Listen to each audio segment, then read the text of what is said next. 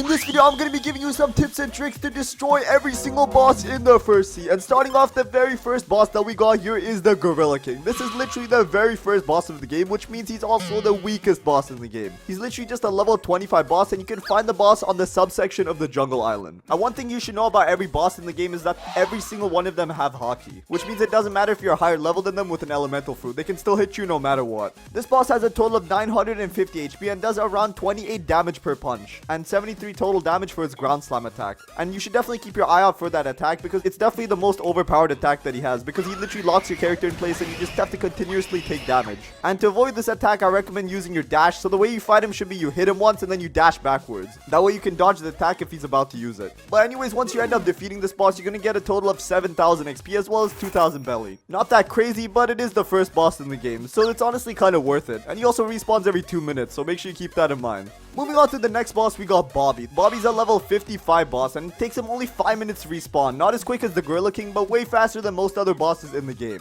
Bobby has the cutlass, as well as the chop fruit, which means if you're using a sword, then you won't really be able to deal damage to him. He has a total of 1,775 HP and does around 60 damage per hit. And one thing you should know about fighting this boss is that he cannot actually use every single ability of the cutlass and the chop fruit. There's only one ability from each thing. For the cutlass, he can only use the air slash ability, but it is pretty difficult to fight against him with this if you do have low HP, because the air slash is a long range attack, so he doesn't need to be close to hit you. And the next ability that he can use is the dance ability of the chop fruit, which basically just lets him spin around and just start hitting everything in his vicinity. That's also another attack you should be wary of. And just like the Gorilla King, the strategy you want to use against this guy is the hit and dash strategy, where you just hit him and dash backwards, kind of baiting out his abilities. Honestly, that's the smartest way to fight most bosses in the game. Once you defeat the boss with the quest, he gives you a total of 8,000 belly as well as 45,000 XP. Moving on to the next boss, the one we got here is the Saw. And this isn't like a real boss in the game because he isn't part of any quest. He is a boss that spawns in a Middletown every 1 hour and 15 minutes. But he only spawns in for 15 minutes, so if you take too long to defeat him, then he just despawns. This boss is level 100 and uses the Shark Saw as its weapon. The Saw has a total of 7,500 HP and does around 120 damage per hit, so this guy is pretty powerful compared to Buggy. The Saw can use a total of 2 abilities, and both of those abilities come from the sword that he uses. When you fight this guy, it's best to use fruits like the Flame Fruit, the Light Fruit, or the Smoke Fruit. Honestly, any fruit that can do damage from pretty far away. One thing you can do with this guy is actually lure him into the fountain and then just spam long range attacks, because if you do this glitch correctly, then he's literally going to be trapped inside the fountain. But make sure you don't use any abilities with knockback, because then you're just going to send him straight out of it. Once you defeat the Saw boss, you get around 500 belly, but that's not it. You also have a chance of getting the Shark Saw, the sword that he's using. Anyways, moving on, the next boss that I got here is the Yeti. This boss is a level 110 boss and can be found at the Frozen Village. And this guy literally spawns in every 3 minutes. He has a total of 4,050 HP and does around 135 damage per hit. And he also has a chance of dropping an item called Yeti fur. And the thing you should know about the Yeti is that he's kind of just a better version of the Gorilla King. He literally uses the exact same attacks. So the strategies you use for the Gorilla King, you can literally just copy paste on the Yeti. Just use the dash strategy and try to bait out its attacks. Once you end up defeating the Yeti, you're gonna get a total of 220,000 XP as well as 10,000 belly.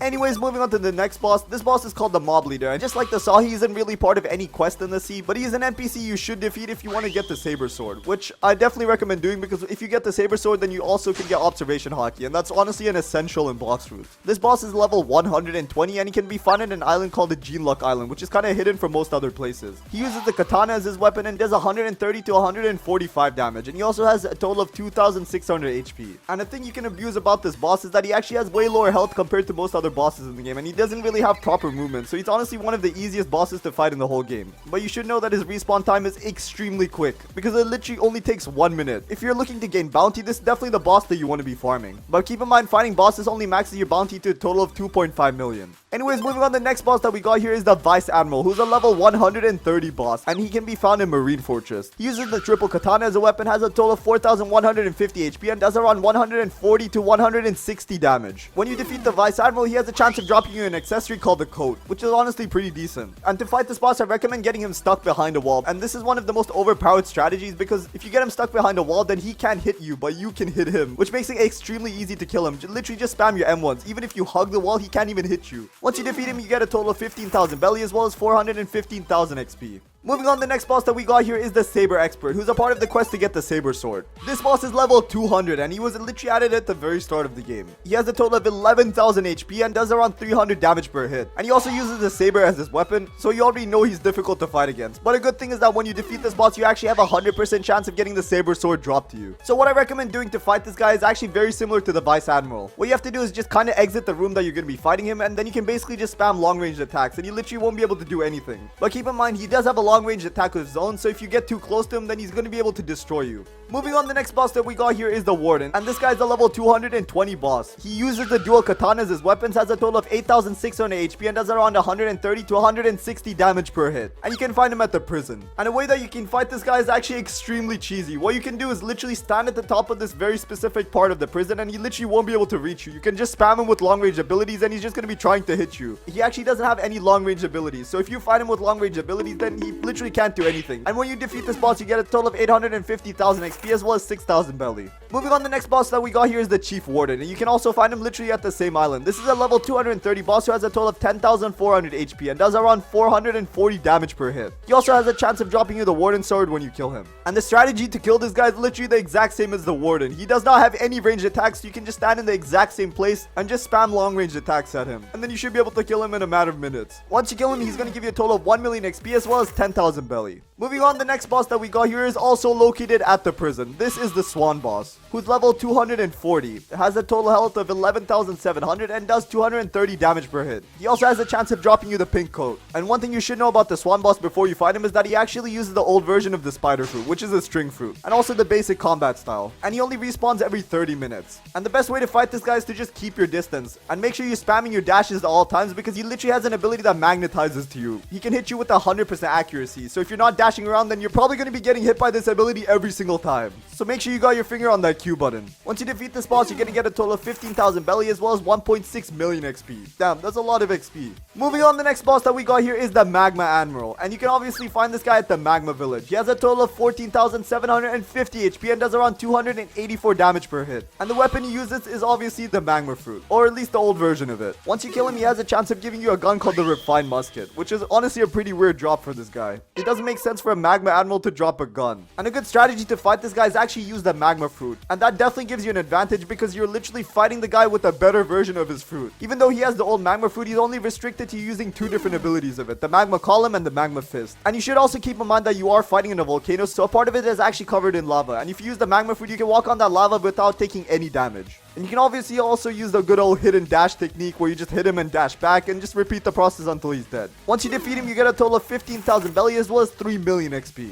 Moving on, the next boss that we got here is the Fishman Lord, who's level 425 and he spawns in every 7.5 minutes. He has a total of 9,000 HP, but once you defeat him, he actually switches into his second phase, which he also has 9,000 HP in, which means he has a total of 18,000 HP, and he does around 470 damage per hit. Once you defeat him, he has a chance of dropping you fishtails as well as the trident that he uses to fight, which is honestly a pretty decent sword. And the way you can defeat this guy is actually by using the same trick that you use for the Vice Admiral, where you just hit him and just run outside his palace, and then you can just hit him through the wall. And make sure you don't use all of your moves at the same time, because if you actually don't do damage to him for a certain period of time, that means he's going to completely regenerate. Once you defeat this boss, you're going to get a total of 15,000 belly as well as 4,250,000 XP. Moving on, the next boss that we got here is the Whisper boss. This is a level 500 boss who's located at Upper Skylands. He has a total of 17,500 HP and does 473 damage with his melee attack and 947 damage with his bazooka. And yup, he does use a bazooka to fight, but you should be good as long as you dodge its bullets. And the way you defeat this guy is actually similar to the way you defeat Swan. You just kind of keep dashing around him and just make sure that gun attack doesn't hit you, because even though it's a gun attack, it does do a decent amount of damage. As long as you're spamming dash around him, then he just won't be able to hit you. Once you defeat this boss, you're gonna get a total of 15,000 belly as well as 5.7 million XP.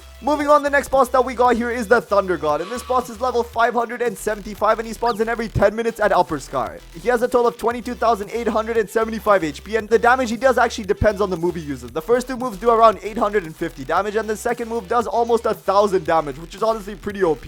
And the weapons he uses to fight is the Pole V1 as well as the Rumble Fruit. And you know what that means. If you fight him with the Rubber Fruit, that means you're going to be completely immune to any damage that he does with his fruit, which is honestly pretty overpowered. Once you defeat this boss, you're going to get a total of 20,000 of belly as well as 8 million XP. Moving on, the next boss that I got here is the Cyborg boss, who's a level 675 boss, and he spawns in every 30 minutes. He has a total of 43,700 HP and does around 600 to 700 damage per hit. And if you defeat him, you get a chance of getting the cool shades accessory dropped to you. He has a total of 3 different abilities. The first one is the rocket barrage, where he shoots a butt ton of rockets at you. Then he has the strong right, where his right arm extends out and tries to hit you. Then we got the rising fart strike, which is a pretty funny ability where he just farts and sends himself flying into the sky. And if he's standing next to you when you do this, you do take a decent amount of damage. And the way you defeat this guy is honestly just the good old hit and dash method. You just have to hit him, dash back, and just repeat the process until he dies. And make sure you're trying to bait out his attacks, because unlike most bosses in the game, this guy has access to 3 different attacks. The next boss that we got here is the Ice Admiral. And no, I'm not talking about the awakened Ice Admiral from the second sea. I'm talking about the Ice Admiral you fight literally once in the game as a part of the quest to get to the second sea. This boss is a level 700 boss. He has a total of 28,500 HP and does around 300 damage per hit. And honestly, when you fight this guy, make sure you have your observation hotkey activated, because that's the main counter to all his attacks. None of his attacks can do damage to you if you use instinct. But keep in mind, if you get hit by his ice surge ability, then you're gonna freeze and he's gonna keep punching you while you're frozen, which is honestly pretty overpowered. Anyways, that's pretty much it.